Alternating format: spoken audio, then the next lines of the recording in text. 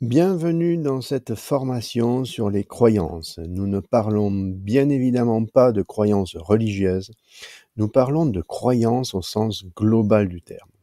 On peut utiliser les termes de certitude ou encore conviction, comme vous le voyez affiché sur ce visuel. Ok, il est vrai que nous parlons beaucoup de croyances limitantes, mais nous n'avons pas que des croyances limitantes et non, rassurons-nous, nous avons aussi d'autres types de croyances. Je vous propose sans plus attendre de découvrir le programme du jour. Nous commencerons par aborder la définition d'une croyance. Nous verrons ensuite quel est l'impact des croyances sur notre fonctionnement, le fonctionnement de l'être humain. Nous verrons ensuite comment se forme une croyance, comment se renforce une croyance. Nous verrons aussi quels sont les différents types de croyances qui existent. Nous verrons ensuite, dans l'avant-dernier chapitre, s'il est nécessaire de changer de croyance. Faut-il changer nos croyances, toutes nos croyances? Et dans le dernier chapitre, nous verrons comment pouvons-nous changer de croyance. Commençons par donner une définition simple de ce que l'on appelle une croyance. C'est une affirmation que l'on considère comme vraie.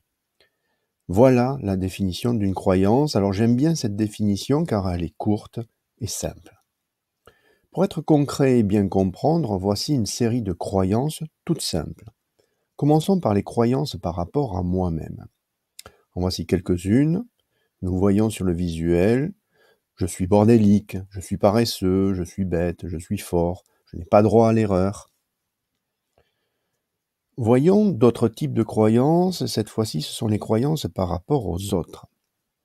Personne ne m'aime, les gens ne me comprennent pas, mes enfants ne m'écoutent pas, mon équipe n'est pas capable de... Ce sont les autres qui posent problème. Mes parents ne comprennent pas que on ne lâche pas son équipe, on ne peut pas faire confiance aux gens. Et voici encore une dernière famille de croyances. Cette fois-ci, c'est les croyances par rapport au monde. C'était mieux avant, le monde va trop vite, tout fout le camp. Le monde est dur, on ne peut pas tout avoir dans la vie, l'environnement est favorable. Ce sont donc des petites phrases de ce type auxquelles on croit vraiment. Et ces petites phrases peuvent être conscientes et ou inconscientes. Ce qui signifie que l'on peut être au courant que ces phrases nous trottent dans la tête ou pas. Petite question, quelle est selon vous la croyance la plus connue? Celle que nous avons tous eue en commun. C'est une croyance très connue. Je vous laisse un peu de temps pour réfléchir et je vais vous donner un indice supplémentaire. Nous l'avons tous perdu. Eh bien oui, le Père Noël existe, fut la croyance, la conviction que nous avons tous eue quand nous étions petits. Voilà non seulement un bel exemple de croyance qui parle à tout le monde, mais aussi un bel exemple de croyance que nous avons changé. Et oui, car nous avons tous perdu cette conviction, cette croyance. Voilà au niveau des définitions sur les croyances, je vous propose maintenant de passer directement à l'impact que peut avoir une croyance sur notre fonctionnement. Je regardais il y a un petit moment de ça l'émission Quotidien avec Yann Barthès. L'invité était le comique belge Guillermo Guise. Il témoignait que son père avait beaucoup de convictions, de croyances donc, dont une qui était « il ne faut jamais pisser quand il y a le tonnerre ». Et Guillermo a grandi avec cette conviction en tête. Donc, une fois, un ami vient chez lui et il va aux toilettes. Et Guillermo lui dit « ne va pas pisser maintenant, il y a un orage ». Son ami lui dit « mais pourquoi ?» Et Guillermo « parce que tu risques de te faire électrocuter ». Et son ami lui dit « mais pourquoi ?» Et là, Guillermo marque une pause, un gros blanc. Et Guillermo, un peu penaud, lui dit « parce que mon père m'a toujours dit ça ». Là, il venait de s'apercevoir, il venait de prendre conscience de sa croyance qu'il avait mis en place inconsciemment. Il s'est rendu compte de l'absurdité de la chose en disant « parce que mon père m'a toujours dit ça ». Il s'agit là d'un cas plutôt amusant et en tant que comique, Guillermo Guise en parle et l'utilise en ce sens. À part les conséquences des croyances sur notre fonctionnement, j'ai souhaité commencer par un exemple simple et amusant, sans trop d'impact. Mais voici une autre un autre exemple de croyance, pardon. On perd ses amis lorsqu'on se marie. Voilà, ça c'est une croyance. Voici une croyance de ma maman. Et il est vrai, elle me l'a encore affirmé il y a 6 mois de cela, convaincue à 120%. Donc, imaginez la conséquence qu'une telle croyance peut avoir sur nos relations amicales, interpersonnelles. Effectivement, elle a ce jour 77 ans et elle est très seule. Mais elle le vit plutôt bien, ça va, pas de drame, mais cela pourrait être différent pour certaines personnes. J'ai récemment assisté à un webinaire qui abordait, entre autres, l'impact des croyances sur la santé. Et j'ai fait un extrait de 2 visuels que je vous présente ici. Les exemples qui suivent correspondent à des études scientifiques qui ont été réalisées par des psychologues, des scientifiques, des professeurs. Vous verrez sur ces visuels les références de ces études. Il s'agit de l'impact de nos croyances sur la santé. Voici une étude sur le vieillissement. Elle a été réalisée sur un groupe d'hommes de 75 ans, rassemblés pendant une semaine dans un environnement, décor, TV, radio, magazine, etc., conçu pour les ramener 20 ans en arrière. Un bilan de santé a été réalisé avant et après, et une amélioration a été observée au niveau de la vision, de la souplesse articulaire, de la force musculaire, ainsi que sur des tests de mémoire et de cognition. Et la mise en situation avait été réalisée pendant uniquement 7 jours. Les croyances ont donc été modifiées pendant 7 jours et ont eu un impact mesurable. Voici une autre étude liée à la chirurgie. Celui est assez incroyable. Il s'agit du principe du placebo appliqué au niveau d'une opération chirurgicale. Un premier groupe a bénéficié d'une opération réelle. Un second groupe de personnes a bénéficié d'une opération factice. Le résultat ? 75% des patients qui ont bénéficié de l'opération factice ont eu d'aussi bons résultats que le premier groupe. Alors j'ai plusieurs exemples de ce type qui ont fait l'objet d'études scientifiques, mais j'en resterai là aujourd'hui car je tiens à limiter cette formation en termes de durée. Et pour terminer le chapitre scientifique, nous finirons par une citation d'une personne bien connue de tous. Nous le voyons ici, c'est Albert Einstein qui nous dit qu'il est plus facile de désintégrer un atome qu'un préjugé. Voilà, au niveau de l'impact des croyances sur notre fonctionnement, allez, passons à la suite et voyons maintenant comment se crée une croyance. Commençons par les inputs qui sont à gauche de ce visuel. Une croyance commence toujours par être alimentée par ce que l'on perçoit, ce que l'on a perçu, par exemple ce qu'on a lu, ce qu'on nous a dit, ce qu'on a vu, ressenti, nos expériences en gros. Puis, il y a 2 façons de faire naître une croyance. La première façon, c'est grâce aux mécaniques linguistiques de généralisation dont j'avais parlé dans un de mes précédents webinaires. Il suffit alors que certaines choses se répètent ensuite pour qu'une croyance se mette en place. Ça y est, la croyance est installée, elle est là, que ce soit conscient ou pas. Il y a aussi une deuxième façon de faire naître une croyance, toujours avec notre mécanisme linguistique de généralisation, et avec une émotion importante. Dans ce cas-là, pas besoin de répétition, la croyance se mettra en place très rapidement, de façon consciente ou inconsciente bien sûr. Je vous propose de vous donner un exemple concret au travers des visuels qui vont suivre. Laissez-moi le bonheur de vous raconter un exemple de généralisation et de mise en place de croyances que j'ai personnellement vécu. J'avais environ 12 ans et nous étions une petite troupe de 5 garçons. Nous nous retrouvons dans un bureau de tabac pour acheter des bonbons. Nous rentrons dans le magasin et personne au comptoir, pendant plusieurs longues secondes. Certains des garçons qui étaient avec moi en profitent pour voler quelques petites choses à disposition avant que le gérant de la boutique arrive et nous serve. Nous repartons. Tous fiers d'avoir volé quelque chose, les autres garçons en parlent et à force d'en parler, cela monte au cerveau sous forme d'envie. Et je décide d'y retourner avec d'autres garçons afin de voler quelque chose. Je rentre dans la boutique, personne au comptoir. Je prends la première chose devant moi et le mets dans ma poche. Et le gérant arrive juste à ce moment-là. J'ai eu la peur de ma vie. Une émotion que je n'avais jamais ressentie jusqu'à présent.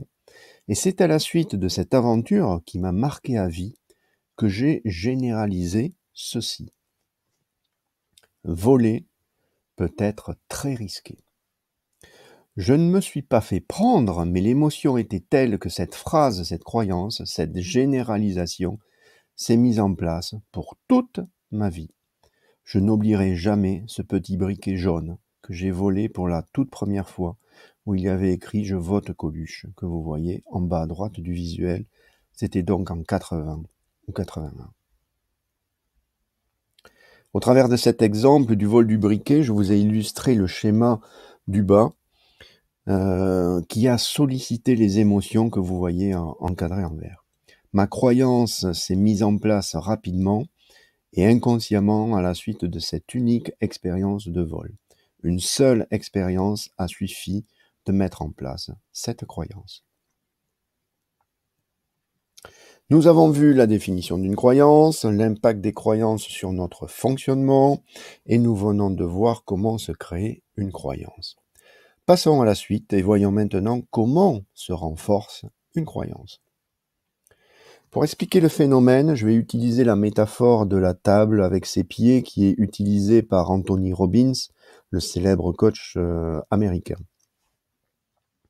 Une croyance, c'est un peu comme une table. Ça veut dire le plateau de la table, c'est la croyance, et que chacune des expériences qu'on a vécues et qu'on a interprétées, selon notre façon de voir les choses, peut devenir un pied qui soutient la table. Les pieds de la table vont être d'autant plus forts et solides qu'il y aura eu une charge émotionnelle forte au moment de l'expérience, et d'autant plus solide que l'expérience se sera répétée de multiples fois dans le temps. Donc en gros, nos croyances sont organisées en systèmes qui s'auto-renforcent de façon inconsciente au travers des différentes expériences que nous vivrons. Et cela se renforce un peu comme on l'a vu sur la naissance de la croyance, soit par répétition, soit avec de fortes émotions. Afin de bien comprendre, prenons un exemple concret. Imaginons que Sophie a consciemment ou inconsciemment la croyance suivante: on ne peut pas faire confiance aux hommes. Imaginons maintenant que Sophie ait vécu les événements suivants. Jean m'a posé un lapin en mars 2005. Puis un autre événement, Paul m'a menti l'an passé au sujet de la promotion qu'il avait eue. Et imaginons que Sophie ait aussi vécu un événement encore plus vieux comme mon père m'a menti quand il m'a dit que le Père Noël existait. Chaque événement, chaque pied de la table, va donc renforcer la croyance, le plateau de la table. Et à chaque fois qu'un événement similaire arrivera, un pied de la table viendra se rajouter en dessous du plateau pour le renforcer. Donc pour répondre à la question de ce visuel, nos croyances sont organisées en systèmes qui s'auto-renforcent de façon inconsciente au travers de différentes expériences que nous vivrons. Allez, passons à la suite et voyons maintenant les différents types de croyances. Alors d'après vous, que doit-on penser de toutes ces affirmations que l'on considère comme vraies? Sont-elles utiles? Pas utiles? Ou sont-elles plutôt vraies ou fausses? Ou encore aidantes? Pas aidantes? Comment pourrait-on les caractériser selon vous? En fonction des connaissances que vous avez actuellement, bien sûr. Pour répondre à cette question, prenons un exemple simple et prenons la croyance suivante. La Terre est ronde. Ah, je ne l'ai pas pris au hasard, celui-là. Et oui, il s'agit là d'une affirmation que l'on considère comme vraie. Elle rentre donc dans la catégorie des croyances. En coaching, nous ne nous attachons pas au fait que cette croyance soit vraie ou fausse, nous nous attachons plutôt à l'impact qu'elle a sur notre façon d'agir, de penser, de ressentir, d'évoluer dans la société, dans notre environnement. Cet aspect est très important à comprendre car nous avons généralement tendance à mélanger croyance et vérité et à vouloir les comparer. Nous préférons donc caractériser les croyances en aidantes ou limitantes. La bonne question à se poser est: est-ce que cette phrase que j'ai en tête m'aide ou est-ce qu'elle me freine, me limite? Voilà, c'est cette question que tous les coachs creusent avec leurs clients. Que cette affirmation corresponde à la réalité nous importe peu. Par contre, il est essentiel de vérifier quel est l'impact de cette conviction sur nos problématiques ou nos objectifs. En effet, le contexte est capital dans l'identification des croyances. Prenons un exemple simple. Prenons un client qui a pour objectif personnel de se faire de nouveaux amis. Imaginons maintenant le contexte suivant. Cette personne est mariée depuis 30 ans. Elle a mis en place la croyance suivante: on perd ses amis lorsqu'on se marie. J'ai repris dans cet exemple la croyance de ma maman. Cette croyance sera considérée comme limitante vis-à-vis de l'objectif qu'elle s'est fixé. Autre exemple que j'ai récemment traité, une cliente me contacte afin d'améliorer sa confiance en soi. Après 2 séances, il s'avère que la personne s'est faite rabaisser pendant son enfance. Son père avait opté pour une éducation du type démotivation. Il lui disait régulièrement qu'elle n'était capable de rien, qu'elle ne ferait rien de sa vie si elle continuait comme ça, qu'elle était comme sa mère, etc., etc. Ma cliente avait mis en place une croyance du type « je ne vais pas y arriver » qui l'a freinée dans toutes ses tentatives de projet. Il en était de même pour la confiance en soi. Cette croyance « je ne vais pas y arriver » était bel et bien limitante vis-à-vis de son objectif, améliorer sa confiance en soi. Voilà, vous savez maintenant pourquoi on parle de croyances limitantes. On parle peu de croyances aidantes, mais cela existe bien évidemment. Et les croyances aidantes font partie d'ailleurs de ressources qui nous permettent d'atteindre nos objectifs. C'est pour cela que nous les utiliserons en coaching. Allez, passons à la suite et voyons maintenant quel est l'intérêt de changer de croyance. Faut-il changer toutes nos croyances? À la question, nos croyances sont-elles éternelles? Tout le monde dispose déjà de la réponse.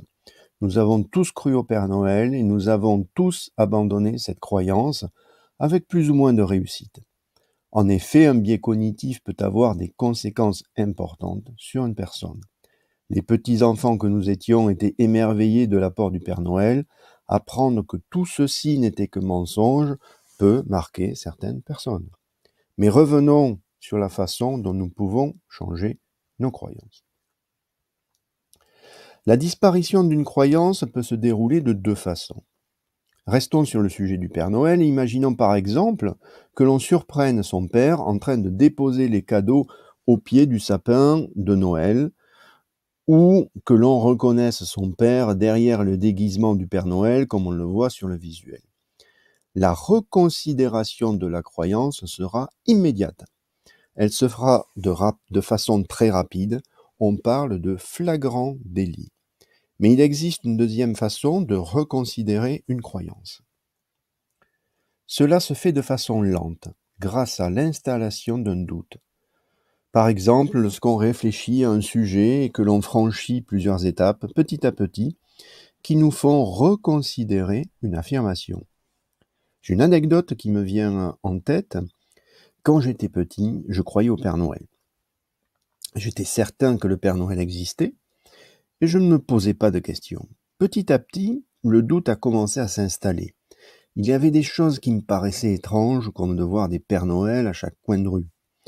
Et aussi, comment faisait-il pour déposer autant de jouets à tout le monde en aussi peu de temps? J'ai donc commencé à douter, jusqu'à ce que je me dise, le Père Noël n'existe pas. Mais dans ce cas, qui mettait les jouets au bas du sapin? Peut-être mes parents? Ou en tout cas, cela me semblait possible, jusqu'à ce que j'en sois certain en découvrant, après une petite recherche, les jouets au fond du placard. Voici l'illustration d'une croyance que j'avais et qui, petit à petit, a donc disparu. Si on reprend la métaphore de la table, la croyance étant le plateau et les événements étant les éléments qui la renforcent, eh bien dans ce cas, les pieds de la table commençaient petit à petit par disparaître. Nous venons de voir que nos croyances ne sont pas éternelles, ce qui signifie qu'on peut volontairement changer de croyance, si on le désire. La réponse à la question « Peut-on changer une croyance ?» est bien évidemment oui. Mais je vous propose de nous poser une question plus complexe. Faut-il changer nos croyances? Commençons par les croyances aidantes. D'après vous, faut-il changer les croyances aidantes? Quel intérêt y aurait-il à changer une croyance aidante? Très bonne question.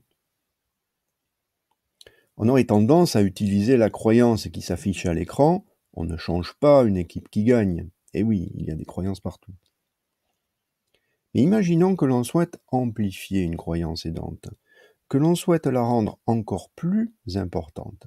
C'est possible. La croyance « j'ai une bonne mémoire », qui aurait tendance à correspondre à une croyance aidante, pourrait alors être changée pour être amplifiée et devenir « j'ai une excellente mémoire ». Il est donc possible, dans certains cas, de modifier des croyances aidantes. On peut dire cela. Et faut-il alors changer toutes nos croyances limitantes? Eh bien, cela sera sous réserve. Et oui, avant de commencer un processus de changement de croyance, il sera bon de valider l'écologie de ce changement. L'écologie correspond à l'analyse du pour et du contre du changement. Elle se focalise sur les avantages et inconvénients des situations. Et c'est uniquement après avoir réalisé cette analyse, une fois que l'écologie aura été validée, que l'on pourra modifier, changer ses croyances limitantes. C'est pour cela que je préconise un accompagnement par un professionnel sur le sujet des croyances, car seul le professionnel réalisera une vérification de l'écologie avant de procéder au changement. Donc en synthèse, on peut très bien changer si on le souhaite des croyances aidantes ou limitantes. Et n'oublions pas qu'une croyance peut être limitante pour un contexte donné et aidante pour un autre. De plus, nous évoluons tout au long de notre vie. Et une croyance aidante à une époque peut s'avérer par la suite limitante à une autre période de notre vie. Mais quoi qu'il en soit, oui, nous pouvons les changer. Il suffit de le vouloir avant tout. Mais il sera surtout nécessaire de vérifier l'écologie du changement avant de le faire. Je vous recommande d'ailleurs l'excellent livre « Je te promets la liberté » de Laurent Gounel, qui permet de vivre l'importance de la notion d'écologie. La personne principale du livre étant amenée à changer plusieurs fois de personnalité sans avoir mesuré les conséquences du changement. Nous sommes en plein dans le concept de l'écologie, réfléchir avant de changer. Nous venons de nous poser les questions qu'il faut se poser avant de changer de croyance. Passons maintenant au dernier chapitre et voyons comment fait-on lorsqu'on veut changer de croyance. Je ne vais pas vous mentir, c'est très compliqué de changer tout seul ses propres croyances lorsqu'on découvre le sujet. Je dirais même que c'est quasi impossible. Je préconise donc de se faire accompagner par un professionnel qui pourra identifier vos croyances soit par écoute attentive, soit en posant des questions. Mais voici une synthèse rapide, synthèse qui est chronologique sur le principe de changement d'une croyance. Première étape, cela commence toujours par l'identifier. Quelle est la phrase en question? Deuxième étape, il faut accepter que la croyance n'est qu'une croyance, c'est une étape qui est parfois perturbante à vivre. Troisième étape, elle consistera à caractériser la croyance en fonction de l'objectif qui aura été fixé, car oui, il y a toujours un objectif en coaching. Nous mettrons donc en regard la croyance et vérifierons qu'elle est bien limitante vis-à-vis de cet objectif. Quatrième étape, nous pourrons alors changer la croyance, mais en ayant bien réalisé l'écologie du changement. Rappelez-vous de cette écologie qui doit bien être vérifiée avant de lancer le changement de croyance. Voici maintenant quelques exemples de techniques que le coach utilise afin de changer la croyance. Cela se fait bien évidemment par questionnement en utilisant l'outil du métamodèle et notamment en travaillant les mécanismes linguistiques de généralisation qui sont à la base de la naissance des croyances. J'organise régulièrement des webinaires sur le sujet, webinaires gratuits auxquels vous pouvez vous inscrire directement sur mon site web. Sur la page d'accueil, vous trouverez un bouton d'inscription. Mais revenons sur les techniques de changement de croyance. Personnellement, j'aime bien la méthode des petits pas qui nous permettra de modifier, changer la croyance en douceur au rythme du client. Voici un exemple de méthode des petits pas que j'ai réalisé avec une cliente l'an passé. Cette méthode était bien adaptée à la personne et au thème concerné. La cliente souhaitait renforcer sa confiance en soi. Les pensées qu'elle avait en début de processus de coaching étaient les suivants. Je n'ai pas confiance en moi. C'était clairement une affirmation qu'elle considérait comme vraie. C'est donc une croyance. Petit à petit, nous avons travaillé ensemble sur le cognitif, les émotions et les comportements. Ce sont les 3 portes d'entrée sur lesquelles le coach peut travailler. Et au bout de quelques séances, ma cliente commençait à progresser et sa croyance commençait à changer. Elle s'est transformée en « je veux avoir confiance en moi ». Puis petit à petit, elle s'est changée en « je veux avoir et je travaille sur la confiance en moi ». Et ainsi de suite, où la croyance de ma cliente s'est petit à petit, grâce à cette méthode des petits pas, transformée. Voilà la suite. Vous avez compris le principe. On fait évoluer la croyance petit à petit au rythme de la personne en fonction de la progression que l'on réalise. Et voici la dernière croyance annoncée par ma cliente le dernier jour du processus de coaching, lorsque nous nous sommes dit au revoir. Alors, c'est vrai qu'on aimerait bien passer de la croyance du début à la croyance de fin en un claquement de doigts, mais ça serait trop simple. Il faut un peu de temps et grâce à la méthode des petits pas, on y arrive. Et quand on est à l'arrivée et qu'on regarde en arrière, c'est là qu'on se rend compte de la progression énorme qui a été parcourue. Allez, parlons PNL un peu. Il est aussi possible d'utiliser différents protocoles de PNL pour éradiquer, supprimer, ramollir une croyance. Nous voyons sur ce visuel une série de différents protocoles qui permettent de dégommer certaines croyances. Ces différents protocoles sont nombreux et sont adaptés aux problématiques des clients. Le praticien PNL utilisera un protocole adapté. Est-ce que la croyance existe depuis toujours, depuis peu? Quel est le niveau émotionnel associé, etc. Et pour terminer, je vous ai parlé du changement de croyance par coaching. Je vous ai montré quelques protocoles de la PNL, mais l'hypnose permet aussi de changer les croyances. Dans tous les cas, il s'agit d'accompagnement. Difficile de changer ses croyances tout seul. C'est possible, mais cela nécessite un apprentissage poussé. Et voici le CQFR de cette formation, ce qu'il faut retenir. Je travaille sur le sujet des croyances depuis 2015 et avec le recul, je peux vous dire que ces petites affirmations que nous considérons comme vraies ont un impact énorme sur notre fonctionnement. Et il faut savoir que les croyances sont très souvent inconscientes. La mise en place de croyances est un phénomène humain et naturel, et nous en avons besoin pour nous faciliter la vie. Nous mettons en place des croyances tout au long de notre vie. Il existe différentes disciplines et différentes techniques qui permettent de changer les croyances, et le coaching permet de le faire de façon consciente. Vous venez aujourd'hui d'apprendre des choses qui vont directement vous servir dans la vie à chaque instant. Cette formation de quelques minutes avait juste pour objectif de vous donner l'eau à la bouche. En effet, il faut un peu de temps pour s'approprier ce type de sujet. N'hésitez donc pas à me contacter pour toute info, renseignement, demande d'accompagnement, séance individuelle de formation, de coaching, etc. Au revoir et à bientôt.